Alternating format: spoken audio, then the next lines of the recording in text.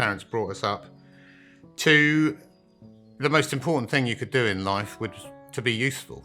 And for me, a male on a farm, that meant getting out and bucking out the pigs and driving a tractor from a very early age. And that's how, you got approval and a status.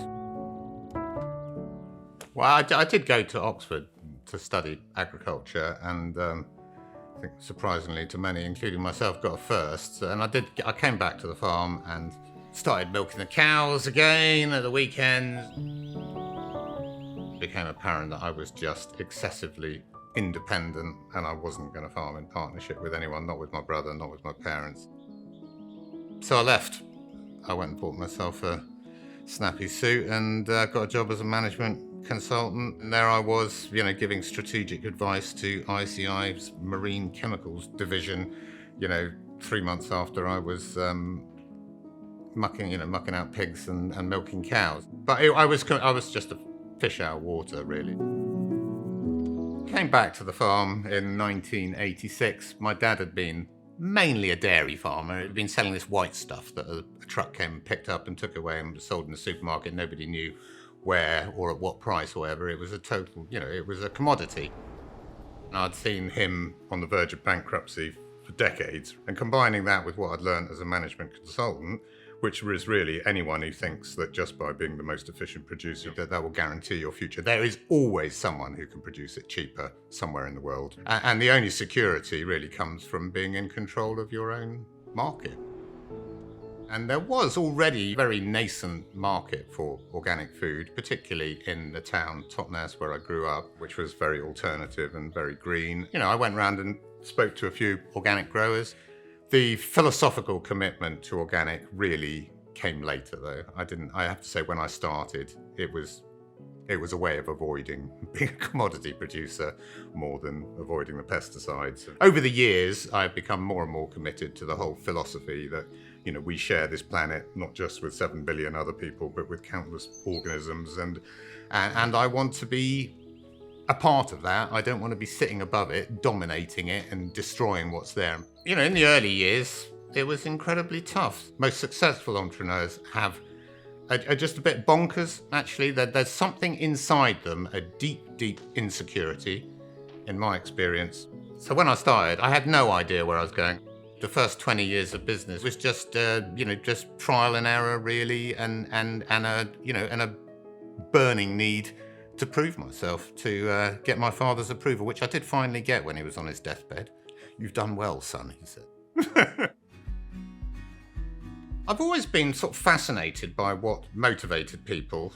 And the assumption is that the only thing that motivates people is self-interest, greed, avarice. And it is just so untrue. So if it's not greed, what is it? How can we incorporate that motivation into a better, more sort of holistic management structure? They moved towards employee ownership, and I was quite inspired by the John Lewis partnership, and I met the chairman at that time, who was quite inspirational, and that was the route we chose to go down. The best decisions made within businesses are made by the people who are closest to the action. As we approached employee ownership, together with some of the senior managers, we embarked on a kind of cultural change. You don't get the benefits of employee ownership just because they're sharing in the profits. The important thing is that they share in determining the future of the business, so they are involved. And so since we became employee owned, decisions tend to be made much more locally to the people that are actually affected by those decisions, even quite substantial investments. And I think that leads to, better decisions on the whole.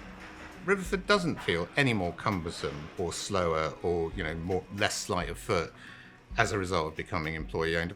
I think in terms of the maturity, how a business develops, right at the beginning, you need mavericks like me who are just willing to tear everything up and do it in a different way and probably cause havoc all around them and probably are quite damaging in many ways, willing to take the risks and, very fleet of foot and making loads of decisions, coming up with lots of new ideas. But as the business develops, and normally the market that you're in develops and matures, it becomes more about incremental, iterative improvement. And at that point, the likes of me have to know when to step aside. So when people join the board, my first thing is to say, I'm not paying you to say yes. I expect you to challenge. You have a different experience. We're a very narrow business. We want you to challenge us. Actually, I would say prior to employee ownership, it was almost all men of a certain age.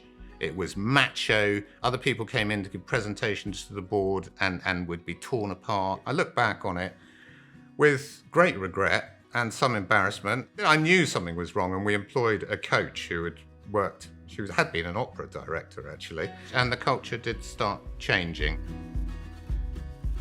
Nye Bevan, the founder of the National Health Service in 1947, came up with the concept. It was essentially that we were stronger together, that we should look after each other. And I think exactly the same happens within a business. It's very important that people look after each other rather than feel that they're competing with each other all the time. And I really feel that can be the basis of a strong business. I think if you ask most of the co-owners at Riverford, they would say it's better than it's ever been.